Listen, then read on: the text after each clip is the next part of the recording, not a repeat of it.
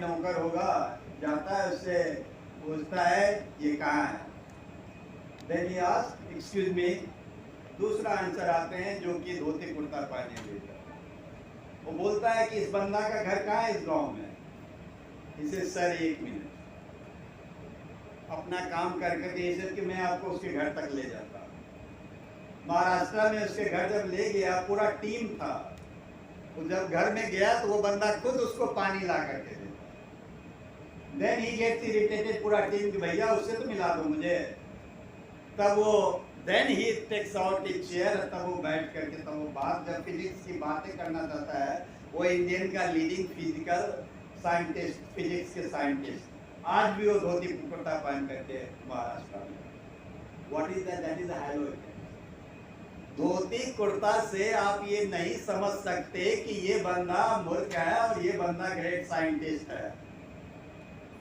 बाबा जी के पास जब उन्होंने किया था, उनके पास जब नेहरू जी, प्राइम मिनिस्टर नेहरू जी बाबा एटॉमिक सेंटर के इनॉग्रेशन के लिए गए थे, तो आपको पता है fuse was inside the swimming pool, और स्विमिंग पूल की गहराई बहुत ज्यादा थी। बाबा जी टाई पहने हुए थे, सारा चीज लगाए हुए थे, नेहरू जी गेट पर थे, फ्यूज उड़ गया। फ्यूज उड़ने का मतलब था बाबा एटॉमिक सेंटर नहीं चलेगा, इनॉग्रेशन नहीं होगा। टाई पहने हुए पूरा देख रहा है कि क्या होगा, he jump into that swimming pool. बाबा जी स्विमिंग पूल में जंप करके, उतना गहरा स्विमिंग पूल में अंदर में 2 मिनट 3 मिनट का टाइम लगा होगा, फ्यूज को जोड़ा और ऊपर आया। प्राइम मिनिस्टर नेहरू जी ने बाबा एटॉमिक रिसर्च सेंटर को इनॉग्रेट किया। This is called hello. हमारा साइंटिस्ट देखिए कितना सुन करके हमारा रोंगटा खड़ा होता है जब हम ये सोचते हैं कि महाराष्ट्र का हमारा इतना बड़ा साइंटिस्ट एक खेत में काम कर रहे हैं और बाहर वाले। एज ए रिसर्चर आपको ज्यादा डीपर में जाना है। Next is about false consensus.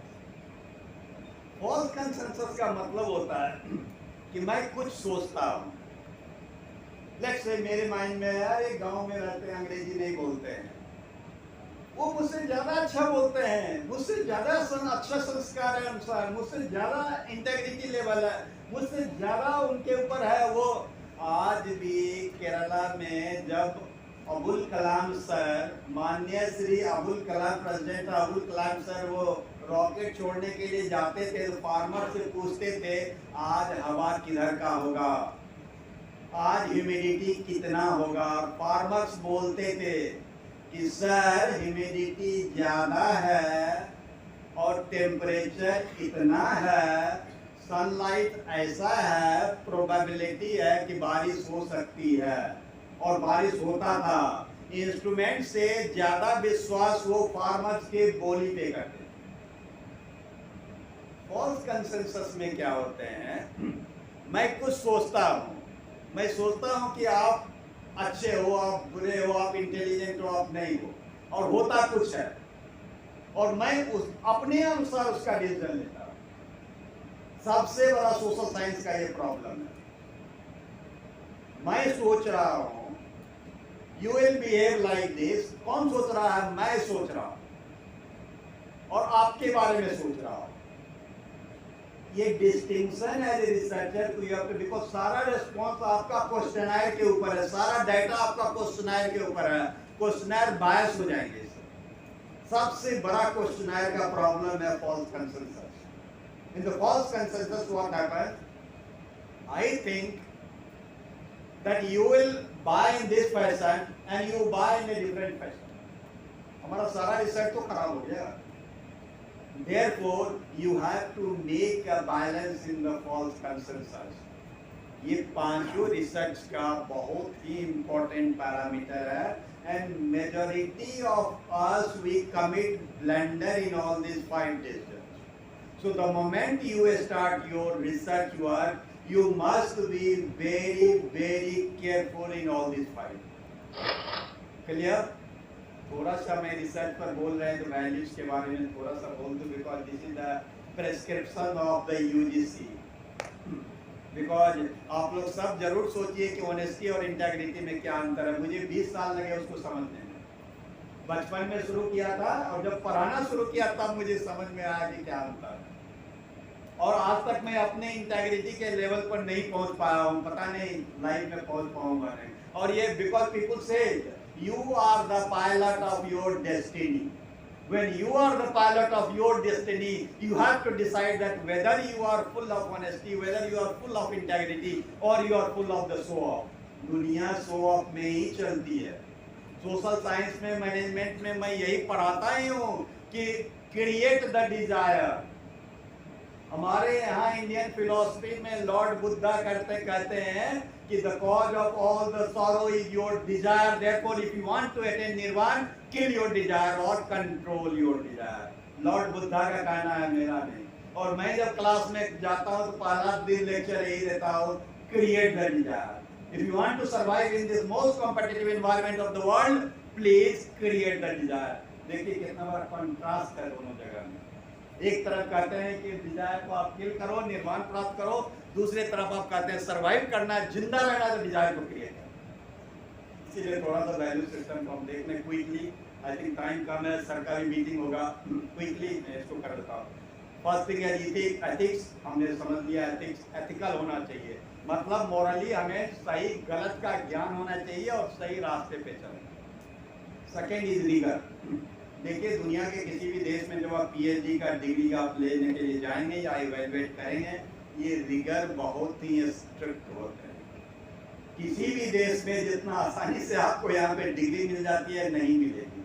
हमारे बच्चे, मैं ये नहीं कहता हूँ मेरे बच्चे इंटेलिजेंट हैं, मैंने silicon valley of United state of America में देखा और ये देखा कि केवल इंडियन 10 बजे रात तक काम करेंगे।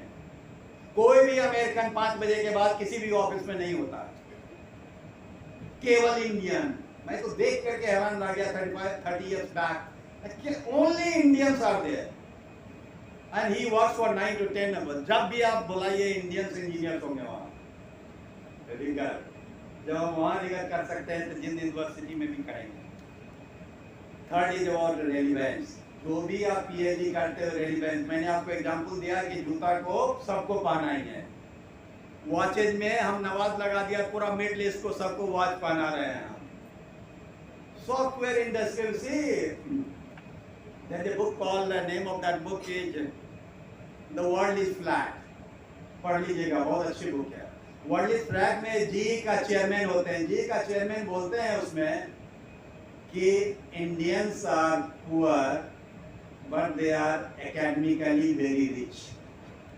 मैं नहीं कर रहा था, जेक ने कहा है, जी का चेयरमैन ने कहा उसने। भारतीय गरीब हैं लेकिन इंटेलेक्चुअली वो अमीर है। मुझे सुनकर के, मैं ये वर्ड को पढ़ के बहुत ही अच्छा लगा मुझे। I was extremely dilated 15 years back when I bought that book। मैंने कहा कि इस बुक का पैसा तो वसूल हो गया एयरपोर्ट पे। The moment I learned this word only,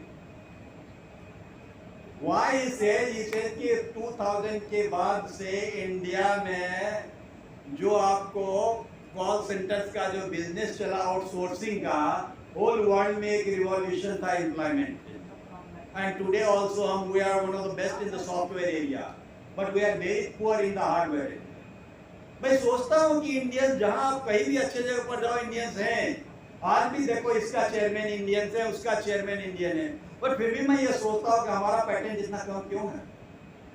पहले जापान सबसे 500 प्लस पेटेंट करता था, अब चाइना 500 प्लस पेटेंट कर रहा है। जापान सेकंड, अमेरिका करता था, अमेरिका थर्ड पे है। Why are we not doing that? Rigour जरूरी है।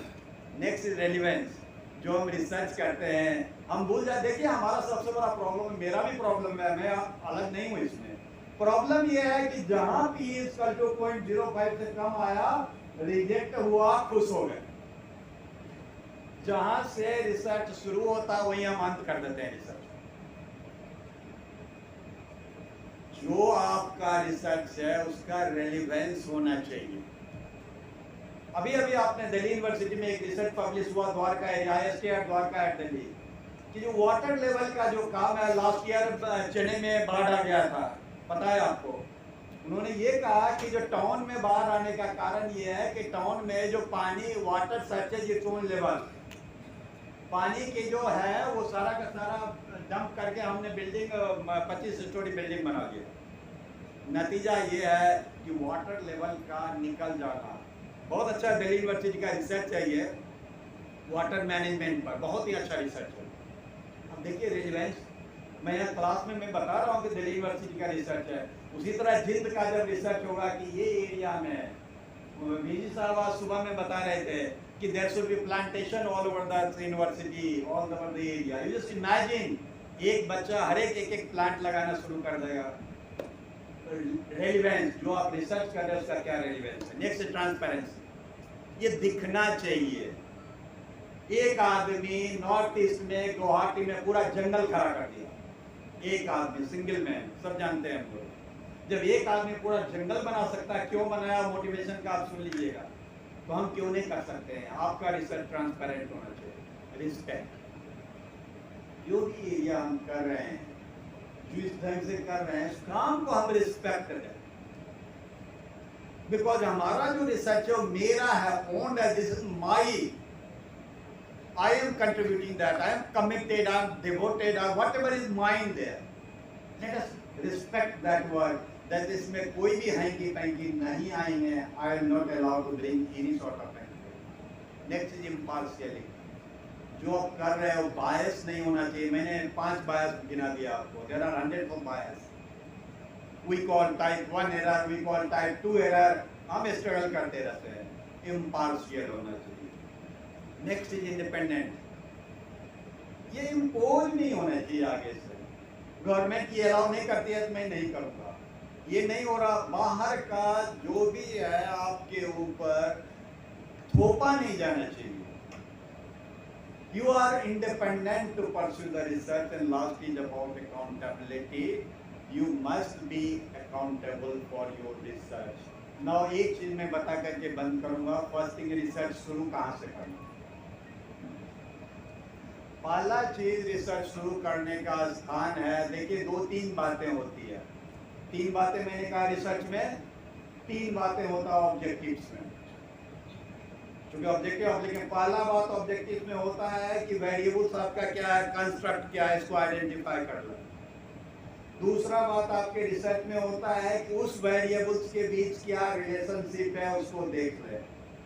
तीसरा बात होता है रिसर्च में कि उस वेरिएबल्स का एक दूसरे के ऊपर क्या इम्पैक्ट है, इसको देख ले। सारे रिसर्च ऑब्जेक्टिव्स में, रिसर्च में 3 बातें होना जरूरी है। रिसर्च ऑब्जेक्टिव्स में 3 बातें होना जरूरी है। ये तीनों सारे रिसर्च का पार्ट होना चाहिए। सारे रिसर्च का पार्ट ऑब्जेक्टिव में सारे बच्चे, 99% बच्चे का थीसिस में एवेल्युएट करता हूँ टू स्टडी दैट, लेकिन जो मेन चीज है वो नहीं लिखते हैं। प्लीज ऑब्जेक्टिव जब लिखते हैं वेरिएबल्स को आइडेंटिफाई कीजिए, वेरिएबल्स में रिलेशनशिप दिखाइए, वेरिएबल्स का इम्पैक्ट कीजिए। 3 बातें ऑब्जेक्टिव्स में जरूर होना चाहिए, must be there while writing the objective, this 3 things. Now one last thing about, जब आप रिसर्च करते हो तो first thing is there is no knowledge. If there is no knowledge, you have to explore that knowledge.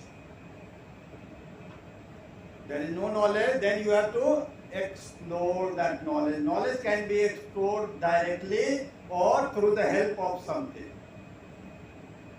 So this is the first thing. Second thing, there is a knowledge. Newton ने बता दिया कि ball नीचे ही जाता है। सारा wait gravitational forces को आपको देखना होगा, सारे चीजों को देख करके, वो reinterpretation and all that होंगे। Knowledge is there, still you have to validate that knowledge.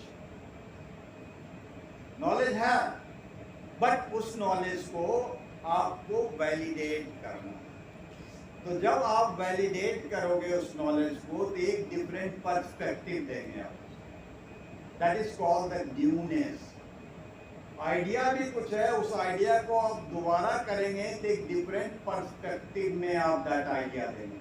For example, simple idea और एग्रीकल्चर का देखिए। दुनिया दुनिया के किसी भी कंट्रीज में when you go there and if anything is all forget about दुनिया के country में at Delhi you go to the INA market and apple you buy they say that this is an organic apple you pay double or triple price for that. See 10 years back when I went to Sikkim to see the Sikkim is the first state in the country which following strictly a very rigorously organic farming. Now you just imagine that the way that organic farming, that knowledge of that organic farming has spread across the country. There is a whole range of revolution in India because of wisdom, knowledge, maturity, experience which Indian farmers are having. Very less places you'll find that in Europe and America. But the problem is we follow completely Europe and America. So now wherever there is an existing knowledge, when you are exploring, you go by the whole range of examination and evaluation of the existing knowledge. From that, see, research is a journey. एक definition research का ये होता है, ये एक journey है. When research is a journey, आप कहीं पर उस स्टेज पर हैं, उस journey को आपको आगे बढ़ाना है. Always keep this in mind that you become the part of that journey and you have to take that journey ahead. और माइंड में always you take this in your mind that you have whatever you are pursuing as a part of research, that is for the stakeholders. And once that is in your mind, your research will certainly contribute something for the society.